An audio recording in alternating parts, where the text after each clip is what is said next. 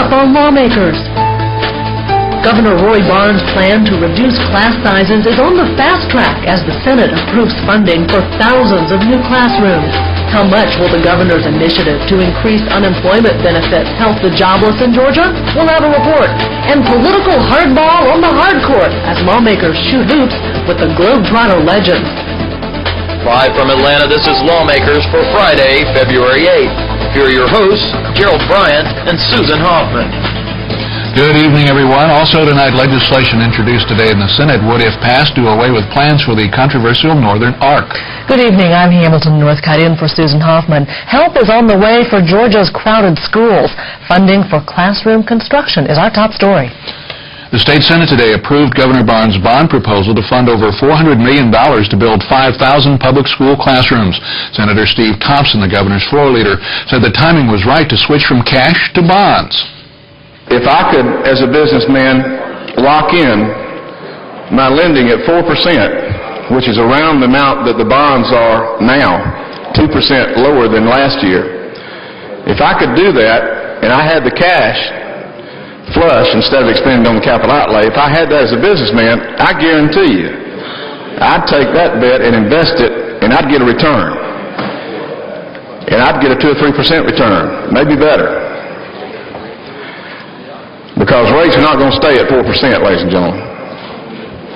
If they do, over 20 years, we won't have as much. Look out there, there'll be tanks on the street. We won't be worried about this. We'll be worried about something else.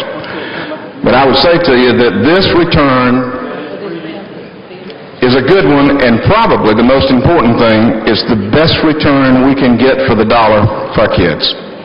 Ever since the governor proposed using bonds instead of cash for school construction, the Republicans have objected, saying, why borrow when you've already set aside the money?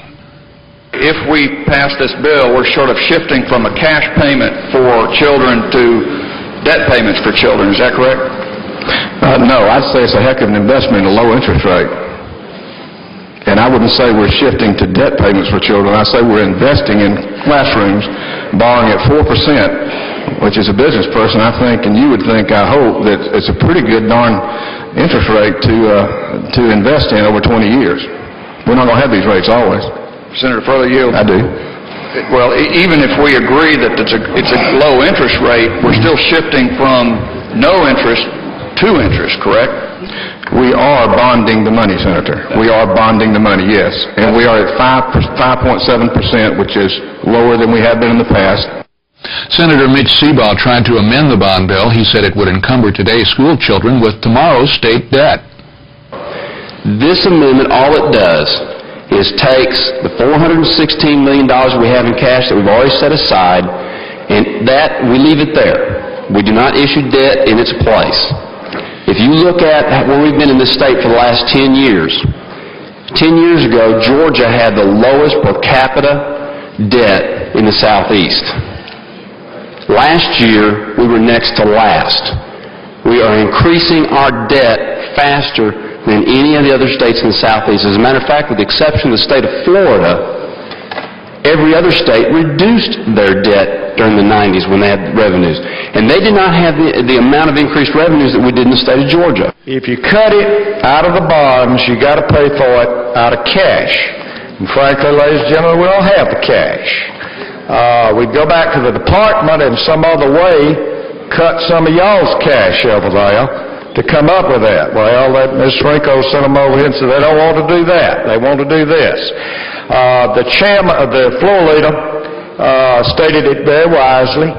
Our interest rates are 4.6. I've got a bank in my district that's putting money markets out at 5. Frankly, we are the second lowest per capita state debt in the nation. We're in good financial shape. When you can make interest at 5 and borrow money at 4.6 and build your schools that are so desperately needed, I think it's only prudent and wise to do this. The Seabaugh amendment lost 21-28. Then the Senate voted in favor of House Bill 1000 by a vote of 50-0. That measure is headed to the governor. Governor Barnes has proposed increasing benefits to the state's unemployed. Today, Nwandi Lawson spoke with one man who would welcome the increase, and she joins us now live from the Capitol with his story. Nwandi? Well, that's right, Hamilton. He went on and graduated from college, worked at a variety of financial corporations before he came to Georgia to work for an e-commerce company just 2 years ago. Now, the company seemed profitable, so Clay Scott was shocked when he arrived at work about a year ago and discovered he'd been laid off. They said your position is no longer available, and that was about it. There wasn't a whole lot of talk about it, and it was a big surprise. I tried to find out what was going on. There wasn't a whole lot of talk about it. So, Mr. Scott enrolled in multimedia courses at Georgia Tech and began collecting state unemployment benefits, while he also began searching for a job. I make phone calls to recruiters on occasion, depending on, or they may call me. I'm designing websites for my own business. I've been attending school part-time. He received his first state unemployment check last March. By September, he had exhausted his benefits and was no closer to finding a job. He says the interviews just haven't been panning out. It has not been totally good. It's been pretty non-responsive. I think a lot of companies, I have a lot of contacts with other companies and colleagues, and it seems like there's a lot of hiring freezes on right now, and the response has not been a very good response, and that has been one of the reasons I was hoping that they would pass the extension. I'm proposing that we increase benefits in Georgia by $16 a week by 2003. I'm looking for a $6 increase this year and a $10 increase next year, which would bring the maximum weekly benefit to $300 per week. Scott says the governor's proposal is helpful, but the country must do more.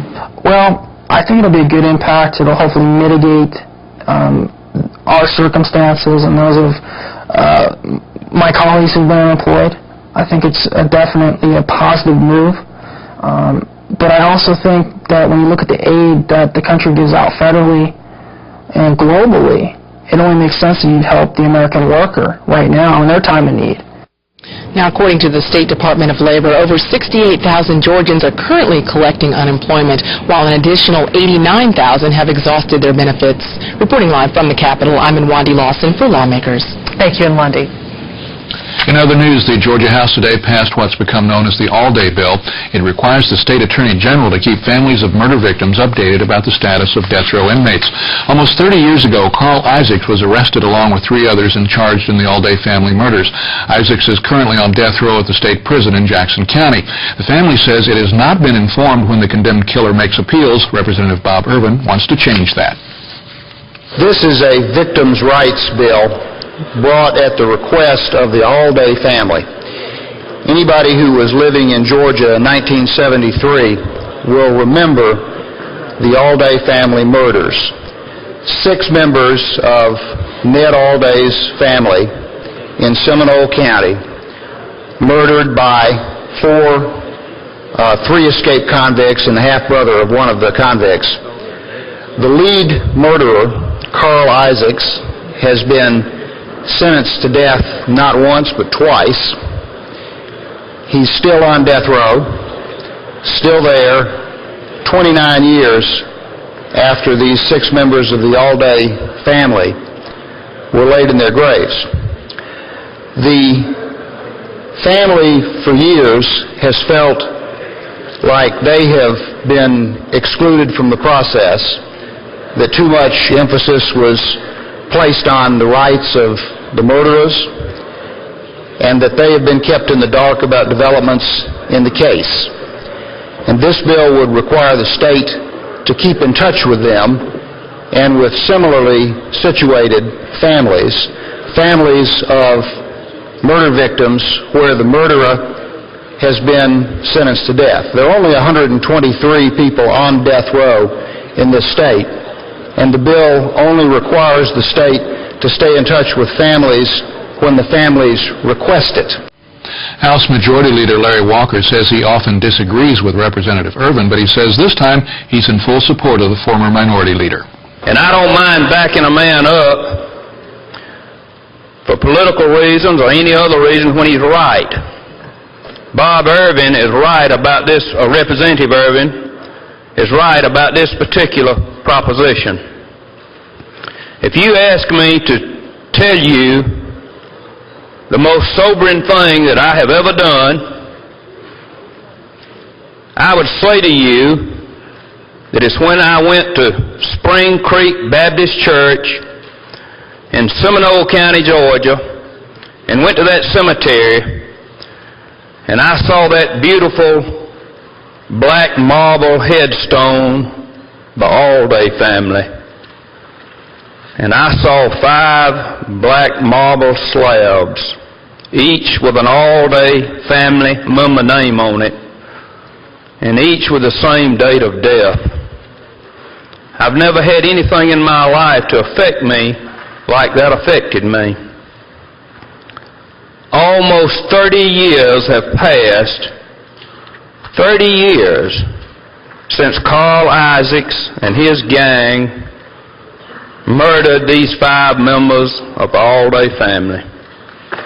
Carl Isaacs has not been tried once, he's been tried twice. And a jury of his peers has found him guilty 2 times of this heinous crime. If there's anybody in the United States of America other than maybe Charles Manson that deserves the death penalty, it's Carl Isaacs. The Allday bill passed without opposition and goes to the Senate. Governor Barnes met briefly this morning with a delegation from the Forsyth County Commission. They were delivering a resolution expressing concerns about the proposed Northern Arc. The Northern Arc would run through Bartow, Cherokee, Forsyth, and Gwinnett counties. The Atlanta Journal-Constitution reports the state is fast-tracking the proposed toll road. Forsyth Commission Chairman John Kiefer has some concerns about the Northern Arc. We were here delivering a resolution that the Board of Commissioners passed in Forsyth County about a week ago, expressing our concerns about the alignment of the Northern Arc. It's a very big controversy. It's one that we are very supportive of the needs of our citizens. They are concerned about the impact the arc will have on their neighborhoods, and we were here to express those concerns to the governor. From my perspective, I think we understand the need for a link between 75 and 85. Our concern and our message today was the alignment of that road is what has caused our county concern. At a news conference yesterday, Governor Barnes said plans are proceeding for the Northern Arc, and he still thinks it's the best solution for traffic congestion in the North Metro Atlanta area. I think it makes common sense. I think it makes good transportation sense. But it's not just something I just said, let's just build this. This is something that has been discussed and put into a plan for 25 years. Roads are not all the answer, neither is all of transit and alternatives, but a mixture of them are both. I read some of the articles, and if you look at the folks that are having to drive every day, they said, we'd like to have it. Meanwhile, Senator Rusty Paul introduced a bill that would kill the Northern Arc project. He says it's not the best solution to coping with growth. When the Northern Arc was planned 30 years ago, when we first really started talking about it, that was largely pasture land and undeveloped land. Now, you've got huge communities, neighborhoods, subdivisions that have grown up in the path of the road, and we're going to have people literally, or figuratively, I guess, have a yellow stripe through their living room if this thing goes through. It's going to destroy communities and neighborhoods. That's number one. Number two is I agree that we need transportation improvements on the north side of Atlanta, and the governor has seen that and has put money to help us do it. The question, though, is what are the priorities? Do we need a big super highway running through the North Metro area that will really kind of open a lot of area to new development, or should we put those resources and priorities into absorbing the development that has already occurred in providing transportation solutions in those areas that really face a crushing commute every day? And we'll let you know what happens when Senator Paul's bill is taken up in committee. The Department of Motor Vehicle Safety will have until next year to get that proof of auto insurance database up and running. The Senate today voted to agree with the House on a February 1st, 2003 deadline. We have a compromise we think will solve this and worked out in the House. Basically, it just says the minimum liability insurance database of departments shall be operational for the purposes of testing, evaluation, verification of data, and validation of the accuracy not later than November 1st of 2002, and shall be fully operational not later than February 1st of 2003. Clear, this gives this is a good compromise. The department's happy with it, and we think it'll work, and I ask for your support. The Senate had voted for an earlier deadline, July 1st, but today voted 50-0 to return to the original date in that bill. For those of you with access to the Internet, you can watch Lawmakers online. Visit our website at gpb.org for more information. Click on Watch GPTV online and then follow the instructions for watching live or looking at past Lawmaker programs in our archives. That website again is gpb.org, just another way we keep you apprised of what's going on in the General Assembly. And we have another website we'd like to recommend for you that's a valuable resource for information about the Georgia General Assembly. Go to www.legis.state.ga.us/legis. That website is a great research tool we here at Lawmakers use on a regular basis. And Representative Clint Smith says he is pleased that his resolution aimed at allowing religious and faith-based organizations to receive state funds is now headed to the House for a vote. As the federal dollars flow down for our state agencies to outsource the money to non-governmental entities as far as helping people in our communities, then there should be a level playing field for faith-based organizations to bid for these dollars, so long as the programs are set up in a non-sectarian way. Because House Resolution 131 would amend the state constitution, it requires a two-thirds vote from the House. If the Senate approves the measure as well, voters could see the resolution on the ballot in November. House Bill 1308, aimed at putting a stop to speeding in school zones, is on its way to the House Public Safety Committee. The legislation would put cameras in busy school intersections across the state. Lawmakers Jamie Covan explains how this would affect your children. The whole motive of this bill is to save children's lives. The sign says 25 miles per hour, but it looks more like a freeway than a school zone. According to Safe Kids of Georgia, each year 675 children die from motor vehicle-related pedestrian injuries. This bill is aimed at reducing those numbers. The legislation would allow the local city and county government to install video cameras in busy school zones. If a motorist did speed over the speed limit, they would get a citation in the mail about 10 days later. It would be a civil penalty. It would not count against their driver's license as points. Our current law makes it illegal to go over the speed limit in any school zone, but it's one that drivers don't always abide by. Last year, Safe Kids of Georgia did a survey in this DeKalb County school zone. The result? Over 80% of those drivers were going 33 miles over the speed limit. Now keep in mind, it's illegal in Georgia to go just 1 mile over that limit. Cameras that will be used in school zones will only photograph the rear license plate. The language is very strict in the bill that says that the occupants of the vehicle are not to be photographed. According to Representative Benefield, this is not a money-making scheme for local governments. That local governments cannot use this as a profit-making venture. They can only pay for the actual equipment. That's the only funds that will go to the manufacturers of these devices. So this really is a public safety measure. For Lawmakers, I'm Jamie Coran. As we review this week at the Capitol, all eyes were on the governor for his 2002 State of the State address on Wednesday.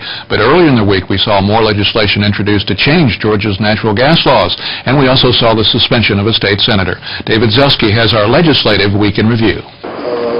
After an executive-appointed review commission met Monday and decided Senator Van Street's indictments were directly related to his office, the governor had him suspended.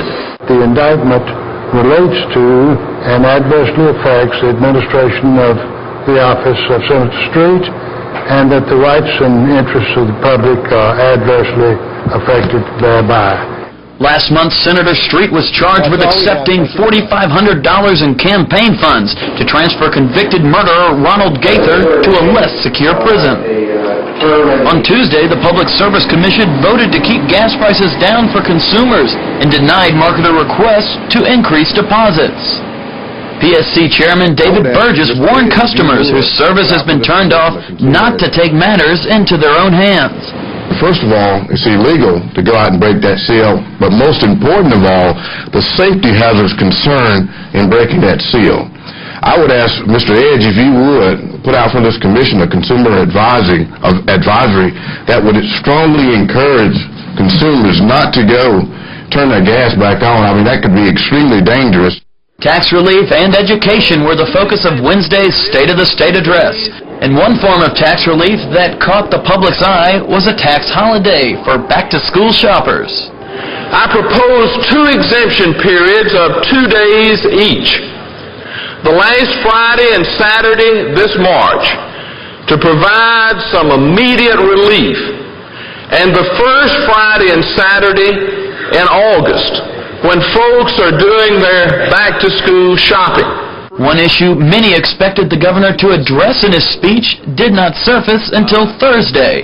Legislation against predatory lenders has been the main focus of Senator Ford for over a year. This is such a technical kind of thing that we're going to have to look closely at it. At first blush, there are a lot of good things in it, but there are a couple of overarching issues that if you don't get right, all the rest of the prohibitions are immaterial. Much of the governor's predatory lending bill is based on the success of some legislation from North Carolina.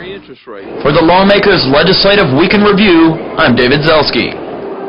Senator Vincent Ford says the recession has increased the need to protect homeowners from predatory lending practices. He expressed support for the governor's version of consumer protection legislation on GPTV's Week in Review. We have seen case after case where particularly elderly folk have been in their homes for 20, 25 years, and sometimes have paid off their homes, and they're faced with the loss of their homes, foreclosures, and evictions, and it's become even more aggravated recently with the downturn in the economy. Another guest, Franklin Strozier, said he and his wife were victims of predatory lenders. They borrowed $87,000 against the equity in their home, but will end up spending more than $300,000 to pay off the loan. Payments are tough, but as I always have said, well, I keep a roof over my head regardless of what happens. You let something go, and you just, you pay your house note. Mm-hmm. And then they have another stipulation is the insurance, your homeowner's policy, have to be paid all the time. The taxes have to be paid. You can't. Well, I got lucky or blessed the year before last, and was able to pay my taxes within 3 months. Mm-hmm. But yet still the tax people, I guess, the Fulton County taxes notified them of $100 that I hadn't paid. Yeah, and they sent a notice within 30 days that says, if I didn't pay the tax that they were foreclosed. So I went on to pay that up. You can watch the interview in its entirety on Georgia Week in Review, which airs tonight on GPTV at midnight and again at 1 o'clock on Sunday afternoon. Today was Dental Hygienist Appreciation Day at the Capitol. Lawmakers Michelle Horton has that story. We all know the rules for dental hygiene. Brush your teeth twice a day and avoid sweets. But these dental hygienists say that's not enough. Members of the Georgia Dental Hygienists Association gathered at the Capitol today to educate others on the importance of oral health care. We are able to do the screenings now without the direct supervision of the dentist, and therefore we're going to be more visible at health fairs and different places, going into the schools and whatnot, to be able to do the screenings like before. We've never had a chance to do that. Governor Barnes issued a proclamation making today Dental Hygienist Appreciation Day. The House also signed a resolution in honor of the occasion as legislators took advantage of free screenings provided by the GDHA this morning. Obviously, if good health relates to diet, you're going to need your teeth to get good nutrition. And I feel it's very important to take care of your teeth. So I saw them here, and I thought I'd stop by and let them just do the screening. Oral cancer, if undetected, can be deadly as the disease spreads to other parts of the body. However, if caught in its early stages, oral cancer can be 90% preventable. And that's where screenings like these come into play. For Lawmakers, I'm Michelle Horton. In other health news, a bill introduced this week in the House would legalize something thousands of contact lens wearers do every year: order contacts through the mail. Currently, that's illegal, though an estimated 100,000 Georgians do it each year. Republican Jeff Brown, the bill's sponsor, says it's silly to have a law in the books that everyone ignores. His legislation would also extend the time a prescription is good from 1 year to 2 years. And now the moment you've all been waiting for, my bad Howard Cosell impression. What some might call a game for the ages, a day where lawmakers not only pass legislation, they pass the ball, and sometimes to the wrong team. David Zelski has the first and possibly annual House Senate All-Stars basketball game against the Globetrotter Legends. Confidence was high for the House Senate All-Stars until the game began.